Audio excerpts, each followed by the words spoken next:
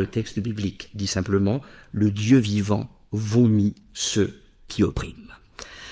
Alors pourquoi bienheureux les pauvres en esprit et non pas les riches? Nous avons déjà une réponse. Les riches sont psychologiquement pleins d'eux-mêmes, opaques, le cœur cadenassé comme un coffre-fort. Ils font graviter le monde autour d'eux, autour de leur puissance, autour de leur prestige, autour de leur vérité. Les pauvres en esprit, au contraire, veut-on nous expliquer, et pour le Nouveau Testament, l'esprit c'est le cœur, le centre le plus central où l'homme peut s'ouvrir, eh bien les pauvres se sont convertis. Ils ont en d'autres termes pratiqué la métanoïa, c'est-à-dire le retournement du cœur, qui équivaut à un retournement de toute notre saisie du réel.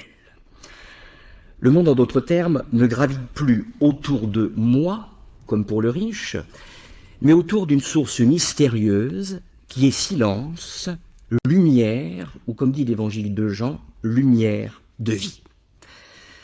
Être pauvre par esprit, c'est savoir s'évider, comme on évide un fruit, comme on évide une pomme, pour laisser entrer l'émerveillement, c'est savoir enfin qu'autre que moi existe.